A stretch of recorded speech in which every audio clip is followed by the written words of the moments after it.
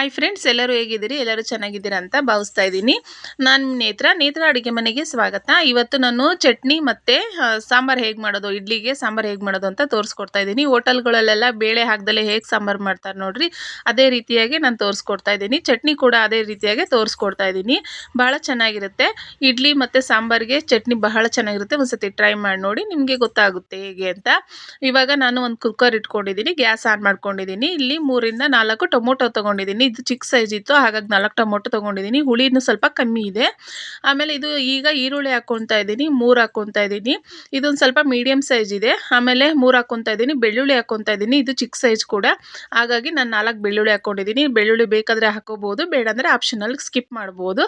ಇವಾಗ ನಾನು ಏನು ಟೊಮೊಟೊ ತೊಗೊಂಡಿದ್ದೀನಲ್ಲ, ಅದೇ ಬೌಲಲ್ಲೇ ನಾನು 1.5 ಬೌಲ್ ನಾನು ನೀರು ಹಾಕ್ಕೊತಾ ಇದ್ದೀನಿ. ಮತ್ತು ಇದಕ್ಕೆ ಒಂದು ಸ್ವಲ್ಪ ಹಿಂಗೆ ಹಾಕ್ಕೊತಾ ಇದ್ದೀನಿ. ಹಿಂಗೆ ಹಾಕಲೇಬೇಕು, ಹಾಗಾದರೆ ಚೆನ್ನಾಗಿರುತ್ತೆ ನೋಡಿ. ಇವಾಗ ನಾನು ಒಣಮೆಣ್ಸಿಕಾಯಿ ಹಾಕ್ಕೊತಾ ಇದ್ದೀನಿ, 5 ಹಾಕ್ಕೊತಾ ಇದ್ದೀನಿ. ನಿಮಗೆ ಒಣಮೆಣ್ಸಿಕಾಯಿ ಇಲ್ಲ ನನಗೆ ಬೇಡ ಅಂದರೆ ನೀವು ಹಸಿಮೆಣ್ಸಿಕಾಯಿ ಕೂಡ ಹಾಕೋಬಹುದು. ಇದು ಒಣಮೆಣ್ಸಿಕಾಯಿ ಹಾಕೋದ್ರಿಂದ ಕಲರ್ ಚೆನ್ನಾಗಿ ಬರುತ್ತೆ ಅನ್ನೋದಕ್ಕೋಸ್ಕರ ನಾನು ಈ ರೀತಿ ಒಣಮೆಣ್ಸಿಕಾಯಿ ಹಾಕ್ಕೊತಾ ಇದ್ದೀನಿ. 1 ಸ್ಪೂನ್ ಉಪ್ಪು ಹಾಕ್ಕೊತಾ ಇದ್ದೀನಿ. ಉಪ್ಪು ಹಾಕ್ಕೊಂಡು ಇವಾಗ ಕ್ಯಾಪ್ ಮುಚ್ಚಿ ಇಲ್ಲಿ 3 ವಿಷಲ್ ಆಗೋ ತನಕನೂ ಬೇಯಿಸ್ಕೊಳ್ಳೋಣ. ವಿಷಲ್ ಆಗಿ ಸ್ವಲ್ಪ ತಣ್ಣಗಾಗಲಿ, ಅಷ್ಟೊತ್ತಿಗೆ ನಾವು ಚಟ್ನಿ ಮಾಡೋದು ಹೇಗಂತ ನೋಡೋಣ ಬನ್ನಿ. ಇಲ್ಲಿ ನಾನೊಂದು ಜಾರ್ ಇಟ್ಕೊಂಡಿದ್ದೀನಿ, ಅರ್ಧ ಒಳಕ್ಕೆ ನಾನು ಕಾಯಿ ತೊಗೊಂಡಿದ್ದೀನಿ, ತುರಿದಿಟ್ಕೊಂಡಿದ್ದೀನಿ. ಬೇಕಾದರೆ ನೀವು ಹೆಚ್ಕೊಂಡು ಕೂಡ ಹಾಕೋಬೋದು, ನಾನು ಇಲ್ಲಿ ತುರ್ಕೊಂಡಿದ್ದೀನಿ. ಮತ್ತು ಇವಾಗ ನಾನು ಕೊತ್ತಂಬರಿ ಸೊಪ್ಪು ಹಾಕ್ತಾಯಿದ್ದೀನಿ, ಕೊತ್ತಂಬರಿ ಒಂದು ಸ್ವಲ್ಪ, ಮತ್ತು ಪುದೀನ ಒಂದು ಸ್ವಲ್ಪ ಹಾಕ್ತೀನಿ. ಮತ್ತು ಜೊತೆಗೆ ನೋಡಿ ಪುದೀನ ಒಂದು ಸ್ವಲ್ಪ ಹಾಕ್ತಾಯಿದ್ದೀನಿ. ಹಸಿಮೆಣ್ಸಿಕಾಯಿ ಹಾಕ್ತಾಯಿದ್ದೀನಿ, ಹುರ್ಕೊಂಡಿಲ್ಲ, ಹಾಗೆ ಹಸಿದೇ ಹಾಕ್ತಾಯಿದ್ದೀನಿ. 5 ತೊಗೊಂಡಿದ್ದೀನಿ. ಇದೊಂದು ಸ್ವಲ್ಪ ಖಾರ ಕಮ್ಮಿ ಇದೆ, ಹಾಗಾಗಿ 5 ಹಾಕ್ಕೊಂಡಿದ್ದೀನಿ. ನಿಮ್ಗೆ ಅನುಕೂಲ ಹೇಗೆ ಬರುತ್ತೋ ಹಾಗೆ. ಇಲ್ಲಿ 2 ಸಣ್ಣವು ಬೆಳ್ಳುಳ್ಳಿ ಹಾಕ್ಕೊಂಡಿದ್ದೀನಿ, ಒಂದು ಸ್ವಲ್ಪ ಹುಣಸೆಹಣ್ಣು ಹಾಕ್ಕೊಂಡಿದ್ದೀನಿ. ಮತ್ತು ಇವಾಗ ಒಂದು ಸ್ವಲ್ಪ ಕರಿಬೇವು ಸೊಪ್ಪು ಹಾಕ್ತಾಯಿದ್ದೀನಿ, ಕರಿಬೇವು ಹೂವು ನೋಡಿ. ಕರಿಬೇವು ಹಾಕಿ ಒಂದು ಸ್ವಲ್ಪ ಉಪ್ಪು ಹಾಕೋಣ. ಉಪ್ಪು ಹಾಕ್ಕೊಂಡು ಜೊತೆಗೆ ನೋಡಿ ಒಂದು ಸ್ವಲ್ಪ ಉಪ್ಪು ಹಾಕ್ಕೊಂಡು, ಮತ್ತು ನಾನು ಒಂದು ಬೌಲು ಕಡಲೆ ತೊಗೊಂಡಿದ್ದೀನಿ, ಹಾಕ್ಕೊಂಡು ಒಂದು ಸ್ವಲ್ಪ ನೀರು ಹಾಕ್ಕೊಂಡು ನೋಡಿಕೊಂಡು ರುಬ್ಕೊಳ್ಳೋಣ. ನೋಡಿ ಇಷ್ಟ ಆದರೆ ಆಯಿತು. ಈ ರೀತಿಯಾಗಿ ತರಿಯಾಗೂ ಅಲ್ಲ, ಒಂದು ಪೂರ್ತಿ ನುಣ್ಣಗಲ್ಲ, ಒಂದು ಮೀಡಿಯಮ್ ಆಗಿ ಈ ರೀತಿಯಾಗಿ ರುಬ್ಕೊಂಡಿದ್ದೀನಿ. ಒಂದು ಬೌಲಿಗೆ ಹಾಕ್ಕೊತಾ ಇದ್ದೀನಿ. ಇವಾಗ ನಾನು ಏನು ಮಿಕ್ಸಿ ಜಾರ್ ಇತ್ತಲ್ಲ, ಅದಕ್ಕೆ ಒಂದು ಸ್ವಲ್ಪ ನೀರು ಹಾಕ್ಕೊಂಡು ಅದೇ ನೀರನ್ನೇ ಮಿಕ್ಸ್ ಮಾಡ್ತಾ ಇದ್ದೀನಿ. ಎಷ್ಟು ಚೆನ್ನಾಗಾಗಿದೆ ನೋಡಿ. ಬರೀ ಈ ಇಡ್ಲಿಗೆ ಅಷ್ಟೇ ಅಲ್ಲ, ದೋಸೆಗೂ ಸಹಿತ ಚೆನ್ನಾಗಿರುತ್ತೆ ಈ ಚಟ್ನಿ. ಈ ರೀತಿ ಮಾಡ್ಕೊಂಡು ನೋಡ್ರಿ, ಗೊತ್ತಾಗುತ್ತೆ. ಇವಾಗ ನಾನು ಇದಕ್ಕೆ ಒಂದು ಸ್ವಲ್ಪ ಒಗ್ಗರಣೆ ಹಾಕ್ಕೊತಾ ಇದ್ದೀನಿ. ಮೊದಲಿಗೆ ಒಂದು ಇದರಲ್ಲಿ ಒಂದು ಸ್ವಲ್ಪ ಎಣ್ಣೆ ಹಾಕ್ಕೊಂಡು ಒಂದು ಸ್ವಲ್ಪ ಸಾಸಿವೆ ಹಾಕ್ತಾಯಿದ್ದೀನಿ, 1 ಸ್ಪೂನು ಸಣ್ಣ ಸ್ಪೂನಲ್ಲಿ. ಮತ್ತು 3 ಒಣಮೆಣ್ಸಿನ್ಕಾಯಿ ಹಾಕ್ತಾಯಿದ್ದೀನಿ, ಸ್ವಲ್ಪ ಚಟಪಟ ಅಂತ ಸಿಡಿಲಿ.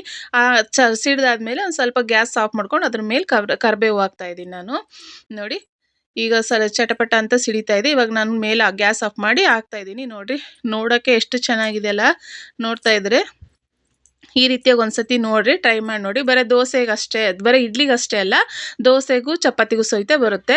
ಇವಾಗ ಅದನ್ನ ಸಪ್ರೇಟಾಗಿ ತೆಗೆದಿಟ್ಟು, ಇವಾಗ ನಾವು ಬೇಯಿಸಿಟ್ಕೊಂಡಿದ್ವಲ್ಲ ಟೊಮೊಟೊ, ಈರುಳ್ಳಿ ಮತ್ತು ಮೆಣಸಿನ್ಕಾಯಿ, ಬೆಳ್ಳುಳ್ಳಿ ಎಲ್ಲ, ಅದನ್ನೆಲ್ಲ ಇವಾಗ ಸ್ವಲ್ಪ ತಣ್ಣಗಾಗಿದೆ. ಇವಾಗ ಒಂದು ಮಿಕ್ಸಿ ಜಾರ್ಗೆ ನಾನು ರುಬ್ಕೊಳಕ್ಕೋಸ್ಕರ ತೆಗಿತಾ ಇದ್ದೀನಿ. ಬೇಯಿಸಿಟ್ಕೊಂಡಿರೋದು ನೀರು ಮಾತ್ರ ಸಪ್ರೇಟಾಗಿರಬೇಕು. ಮತ್ತು ಬೇಯಿಸಿದ್ದೆಲ್ಲ ಟೊಮೊಟೊ ಈರುಳ್ಳಿನೆಲ್ಲ ತೆಗೆದು ಒಂದು ಮಿಕ್ಸಿ ಜಾರ್ಗೆ ಹಾಕ್ಕೊಂಡು ರುಬ್ಕೊಂಬರೋಣ.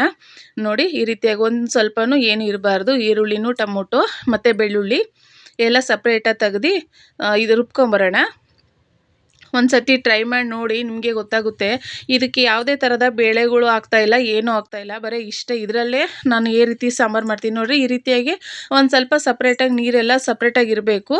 ಇವಾಗ ರುಬ್ಕೊಂಬಂದು ಇಟ್ಕೊಳ್ಳೋಣ. ಇವಾಗ ಒಂದು ಪ್ಯಾನ್ ಇಟ್ಕೊಂಡಿದ್ದೀನಿ, ಗ್ಯಾಸ್ ಆನ್ ಮಾಡ್ಕೊಂಡಿದ್ದೀನಿ, ಲೋ ಫ್ಲೇಮ್ ಇಟ್ಕೊಂಡಿದ್ದೀನಿ. ಇವಾಗ ಒಂದು ಸ್ವಲ್ಪ ಎಣ್ಣೆ ಹಾಕ್ಕೊತಾ ಇದ್ದೀನಿ ಒಗ್ಗರಣೆಗೆ. ಒಂದು ಸ್ವಲ್ಪ ಎಣ್ಣೆನೂ ಕೂಡ ಕಾಯಲಿ. ಸ್ವಲ್ಪ ಎಣ್ಣೆ ಕಾಯ್ತಿದ್ದಂಗೆ ಇವಾಗ ನಾನು ಒಂದು ಸ್ಪೂನು ಸಾಸಿವೆ ಕಾಳು ಹಾಕ್ಕೊತಾ ಇದ್ದೀನಿ ನೋಡಿ. ಒಂದು ಸಾಸಿವೆ ಕಾಳು ಹಾಕ್ಕೊಂಡು 1 ಸ್ಪೂನು ಜೀರಿಗೆ ಹಾಕ್ಕೊತಾ ಇದ್ದೀನಿ. ಅದು ಕೂಡ ಸಾಸಿವೆ ಕೂಡ ಚಟಪಟ ಸಿಡಿತಾ ಇರಲಿ ಆಗಲಿ. ಇವಾಗ ನಾನು 3 ಒಣಮೆಣ್ಸಿನ್ಕಾಯಿ ಹಾಕ್ಕೊಂಡಿದ್ದೀನಿ. ಅವೆರಡು ಚೆನ್ನಾಗಿ ಮಿಕ್ಸ್ ಮಾಡಿಕೊಂಡು ಲೈಟಾಗಿ ಲೋ ಫ್ಲೇಮ್ ಇಟ್ಕೊಂಡಿದ್ದೀನಿ, ನಾನು ಹೈ ಫ್ಲೇಮ್ ಇಟ್ಕೊಂಡಿಲ್ಲ. ಈಗ ಫ್ರೈ ಮಾಡ್ಕೊಳ್ಳೋಣ. ಭಾಳ ಚೆನ್ನಾಗಿರುತ್ತೆ. ಒಂದು ಸತಿ ನೀವು ಟ್ರೈ ಮಾಡಿ ನೋಡಿ, ನಿಮಗೆ ಗೊತ್ತಾಗುತ್ತೆ. ಬೇಳೆ ಸಾಂಬಾರು ಬರೀ ಇದೊಂದಕ್ಕೆ ಅಂತಲ್ಲ, ಅನ್ನಕ್ಕೂ ಕೂಡ ಟ್ರೈ ಮಾಡ್ಕೊಂಡು ತಿನ್ಬೋದು ಈ ರೀತಿ ಮಾಡ್ಕೊಂಡಾಗ ನೋಡಿ. ಇವಾಗ ನಾನು ಲೋ ಫ್ಲೇಮಲ್ಲೇ ಇಟ್ಕೊಂಡಿದ್ದೀನಿ. ಇವಾಗ ಕರಿಬೇವು ಹಾಕ್ತಾಯಿದ್ದೀನಿ ಒಂದು ಸ್ವಲ್ಪ, ಅದನ್ನು ಕೂಡ ಲೋ ಫ್ಲೇಮಲ್ಲೇ ಫ್ರೈ ಮಾಡ್ತಾಯಿದ್ದೀನಿ. ಇವಾಗ ನಾವು ಸಪ್ರೇಟಾಗಿ ತೆಗೆದಿಟ್ಕೊಂಡಿದ್ವಲ್ಲ ಬೇಯಿಸಿರೋದು ನೀರಲ್ಲಿ, ಆ ನೀರನ್ನ ಹಾಕ್ತಾಯಿದ್ದೀನಿ. ಮತ್ತು ಇದನ್ನ ನೀರು ಹಾಕಿ ಒಂದು ಗ್ಲಾಸು ಸಪ್ರೇಟಾಗಿ ನೀರು ಹಾಕ್ತಾಯಿದ್ದೀನಿ. ಒಂದು ಮೀಡಿಯಮ್ ಗ್ಲಾಸು ಅದರಲ್ಲಿ ಒಂದು ಸ್ವಲ್ಪ ನೀರು ಹಾಕ್ಕೊಂಡು ಅದೊಂದು ಸ್ವಲ್ಪ ಕುದಿ ಬರೋಕ್ಕೆ ಸ್ಟಾರ್ಟ್ ಆಗೋವಾಗ ನಾವು ರುಬ್ಬಿಟ್ಕೊಂಡಿದ್ವಲ್ಲ ನೋಡ್ರಿ, ಈಗ ಕುದೀತೈತೆ. ಆವಾಗ ನಾವು ರುಬ್ಬಿಟ್ಕೊಂಡಿದ್ವಲ್ಲ ಟೊಮೊಟೊ, ಮೆಣಸಿನ್ಕಾಯಿ ಅದೆಲ್ಲ ಬೇಯಿಸಿಟ್ಕೊಂಡಿರೋದು, ಆ ರುಬ್ಬಿಟ್ಕೊಂಡಿರೋದನ್ನೆಲ್ಲ ಮಿಕ್ಸ್ ಮಾಡಿ ಇವಾಗ ಅದೇ ಜಾರ್ನಲ್ಲೇ ಇನ್ನೊಂದು ಸ್ವಲ್ಪ ನೀರು ಹಾಕ್ತಾಯಿದ್ದೀನಿ. ನನಗೆ ಇಷ್ಟು ನೀರಾದರೆ ಸಾಕು, ನೋಡ್ಕೊಂಡು ಹಾಕ್ಕೊಳ್ಳಿ. ಇವಾಗ ನಾನು 2 ಸ್ಪೂನ್ ಹಾಕ್ತಾಯಿದ್ದೀನಿ. ನಾನು ಸಾಂಬಾರು ಪೌಡ್ರ್ ಇದು ಮನೆಯಲ್ಲೇ ಮಾಡಿರೋದು. ನಿಮ್ಮ ಹತ್ರ ಇದ್ದರೆ ಹಾಕೋಬೋದು, ಇಲ್ಲಾಂದರೆ ಅಂಗಡಿಯಲ್ಲೆಲ್ಲ ಸಿಗುತ್ತಲ್ಲ ಅದನ್ನು ಕೂಡ ನೀವು ಟ್ರೈ ಮಾಡ್ಬೋದು. ಇದು ಮನೆಯಲ್ಲೇ ಮಾಡಿರೋದು. ನಾನು ಫಸ್ಟೇ ಹೇಳಿದೆ ನಿಮಗೆ, ನಮ್ಮದು ಟೊಮೊಟೊ ಹುಳಿ ಇರಲಿಲ್ಲ, ಹಾಗಾಗಿ ನಾನು ಇಲ್ಲೊಂದು ಸ್ವಲ್ಪ ಹುಣಸೆಹಣ್ಣು ಹಾಕ್ತಾಯಿದ್ದೀನಿ. ಹಾಕಿ ಈ ರೀತಿ ಮಿಕ್ಸ್ ಮಾಡ್ಕೊಂಡು ಕುದಿಬೇಕು. ಇಲ್ಲಾಂದರೆ ನಿಮಗೆ ಹುಣಸೆಹಣ್ಣು ಬೇಕಾದರೆ ಹಾಕೋಬೋದು, ಬಹಳ ಹುಳಿ ಅನಿಸಿದರೆ ನೀವು ಸ್ಕಿಪ್ ಮಾಡ್ಬೋದು. ಟೊಮೊಟೊ ಹುಳಿ ಇದ್ದರೆ ಸ್ಕಿಪ್ ಮಾಡ್ಬೋದು. ನೋಡಿರಿ, ಈ ರೀತಿಯಾಗೆಲ್ಲ ಮಿಕ್ಸ್ ಮಾಡೋಣ. ಇವಾಗ ನಾವು ಬೇಳೆ ಹಾಕಿರಲ್ಲ, ಈ ತಿಕ್ನೆಸ್ಗೋಸ್ಕರ ನಾನಿಲ್ಲಿ 3 ಸ್ಪೂನು ಕಡಲೆ ಹಿಟ್ಟು ತೊಗೊಂಡಿದ್ದೀನಿ. ಯಾವುದಾದ್ರೂ ನಡೆಯುತ್ತೆ ಕಡಲೆ ಹಿಟ್ಟು.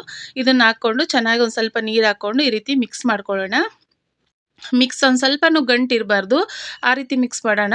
ಇವಾಗ ನಾವು ಹಾಕಿದ ಮೇಲೆ ಒಂದು ಸ್ವಲ್ಪ ಗಂಟು ಅಂತ ಅನಿಸುತ್ತೆ, ಆಮೇಲೆ ಕುದೀತಾ ಸೆಟ್ ಆಗುತ್ತೆ. ನೋಡಿ, ಇವಾಗ ಹಾಕಿದ ಮೇಲೆ ಗೂರಾಡಿದಾಗ ನಾವು ಅದು ಸ್ವಲ್ಪ ಗಂಟು ಅಂತ ಅನಿಸುತ್ತೆ, ಹಾಗಾಗಿ ನಾವು ಸ್ವಲ್ಪ ಚೆನ್ನಾಗಿ ಸ್ಮೂತಾಗಿ ಇದು ಮಾಡ್ಕೋಬೇಕು. ನೋಡಿ, ಅದೇ ಬೌಲಲ್ಲಿ ಇನ್ನೊಂದು ಸ್ವಲ್ಪ ನೀರಾಗಿ ಮಿಕ್ಸ್ ಮಾಡ್ತಾಯಿದ್ದೀನಿ. ನೋಡಿ, ಇವಾಗ ನಾನು ಹಾಕಿದ್ದೀನಲ್ಲ, ಸ್ವಲ್ಪ ಇದನ್ನಿಸುತ್ತೆ. ಇವಾಗ ಕುದೀತಾ ಅದು ಕರೆಕ್ಟ್ ಆಗುತ್ತೆ. ಆ ತಿಕ್ನೆಸ್ಸಿಗೋಸ್ಕರ ನಾವು ಬೇಳೆ ಏನೂ ಹಾಕಿರಲ್ಲ, ಕಾಯಿನೂ ಹಾಕಿರಲ್ಲ, ಹಾಗಾಗಿ ಈ ರೀತಿ ಮಾಡ್ತಾ ಇರೋದು. ಚೆನ್ನಾಗಿರುತ್ತೆ, ಟೇಸ್ಟ್ ಮಾತ್ರ ಭಾಳ ಚೆನ್ನಾಗಿರುತ್ತೆ ಈ ರೀತಿ ಮಾಡೋದ್ರಿಂದ. ಹೀಗೆಲ್ಲ ಮಿಕ್ಸ್ ಮಾಡಿ ಒಂದು ಸ್ವಲ್ಪ ಕುದಿಯೋಕ್ಕೆ ಬಿಡೋಣ. ಒಂದು 2ರಿಂದ 3 ಕುದಿ ಬಂದರೆ ಸಾಕು. ಇವಾಗ ಒಂದು ಸ್ವಲ್ಪ ನಾನು ಉಪ್ಪು ಹಾಕ್ತಾಯಿದ್ದೀನಿ. ಫಸ್ಟೇ ಬೇಯಬೇಕಾದ್ರೂ ಕೂಡ ಉಪ್ಪು ಹಾಕಿರ್ತೀನಿ, ಆದರೆ ಇವಾಗ ಒಂದು ಸ್ವಲ್ಪ ನೀರೆಲ್ಲ ಹಾಕಿರ್ತೀವಲ್ಲ, ಆವಾಗ ಸಪ್ಪೆ ಅನಿಸುತ್ತೆ, ಹಾಗಾಗಿ ಒಂದು ಸ್ವಲ್ಪ ನೋಡಿಕೊಂಡು ಉಪ್ಪು ಹಾಕ್ಕೊಳ್ಳೋಣ. ಇವಾಗ ನಂದು 2ರಿಂದ 3 ಕುದಿ ಬರಲಿ, ಅಲ್ಲಿ ತನಕ ಬೇಯಿಸ್ಕೊಳ್ಳೋಣ. ಚೆನ್ನಾಗೇ ಕುದೀಲಿ. ನೋಡಿ, ಇವಾಗ ಕುದ್ದಿದೆ 2ರಿಂದ 3. ಇವಾಗ ಅದಕ್ಕೆ ಒಂದು ಸ್ವಲ್ಪ ಬೆಲ್ಲ ಹಾಕೋಣ. ಬೇಕಾದರೆ ಹಾಕ್ಕೊಳ್ಳಿ. ನೀವು ಸಿಹಿ ಇಷ್ಟಪಡಲ್ಲ, ಸ್ವಲ್ಪ ಇದ್ರಾಗೆ ಬರೀ ಖಾರ ಇರಬೇಕು ಅಂದರೆ ಬೇಕಾದ್ರೆ ಸ್ಕಿಪ್ ಮಾಡ್ಕೋಬೋದು. ಇದು ಮೆಣಸಿನ್ಕಾಯಿ ಅವೆಲ್ಲ ಸ್ವಲ್ಪ ಖಾರ ಇರುತ್ತಲ್ಲ, ಹಾಗಾಗಿ ನಾನಿಲ್ಲಿ ಮಕ್ಕಳು ತಿನ್ನೋದು ಅನ್ನೋದಕ್ಕೋಸ್ಕರ ಒಂದು ಸ್ವಲ್ಪ ಬೆಲ್ಲ ಹಾಕ್ತಾಯಿದ್ದೀನಿ. ಇವಾಗ ಅದಕ್ಕೆ ಒಂದು ಸ್ವಲ್ಪ ಕೊತ್ತಂಬರಿ ಸೊಪ್ಪು ಹಾಕ್ತಾಯಿದ್ದೀನಿ. ಚೆನ್ನಾಗಿರುತ್ತೆ ನೋಡಿರಿ, ನೋಡ್ತಾ ಇದ್ರೇ ಎಷ್ಟು ಚೆನ್ನಾಗಿದೆ ಅಂತ ನಿಮಗೆ ಗೊತ್ತಾಗುತ್ತೆ. ನೋಡಿ, ಈ ರೀತಿಯಾಗಿ ಕುದ್ಮೇಲೆ ಸೆಟ್ ಆಗುತ್ತೆ. ಬೇಳೆ ಹಾಕ್ದಲೇ ಹೇಗೆ ಮಾಡ್ಬೋದು ಅಂತ ನೀವೇ ಒಂದು ಸತಿ ಟ್ರೈ ಮಾಡಿ ನೋಡಿ, ನಿಮಗೆ ಗೊತ್ತಾಗುತ್ತೆ. ಅನ್ನಕ್ಕೂ ಬರುತ್ತೆ, ಇಡ್ಲಿಗೂ ಬರುತ್ತೆ, ನಿಮಗೆ ಏನಕ್ಕಾರ ಬೇಕಾದರೂ ತಿನ್ಕೋಬೋದು. ಈ ರೀತಿಯಾಗಿ ಚೆನ್ನಾಗಾಗಿದೆ ನೋಡಿ. ಈಗ ನಾನು ಗ್ಯಾಸ್ ಆಫ್ ಮಾಡ್ತಾಯಿದ್ದೀನಿ. ಇವಾಗ ಸರ್ವ್ ಮಾಡೋಣ ಬನ್ನಿ. ನೋಡಿ ಎಷ್ಟು ಚೆನ್ನಾಗಾಗಿದೆ ಅಂತ. ಮತ್ತು ಇಡ್ಲಿನ ನಾನು ಆಲ್ರೆಡಿ ಮಾಡಿ ಇಟ್ಕೊಂಡಿದ್ದೆ, ತಟ್ಟೆ ಇಡ್ಲಿನ. ನೋಡಿ, ಇವಾಗ ನಾನು ಸರ್ವ್ ಮಾಡಿದ್ದೀನಿ. ಈ ವಿಡಿಯೋ ನಿಮಗೆ ಇಷ್ಟ ಆದರೆ ಲೈಕ್ ಮಾಡಿ, ಶೇರ್ ಮಾಡಿ, ಸಬ್ಸ್ಕ್ರೈಬ್ ಮಾಡೋದನ್ನ ಮರಿಬೇಡಿ. Take care. ಮತ್ತೊಂದು ವಿಡಿಯೋದಲ್ಲಿ ಸಿಗ್ತೀನಿ. Take care and bye.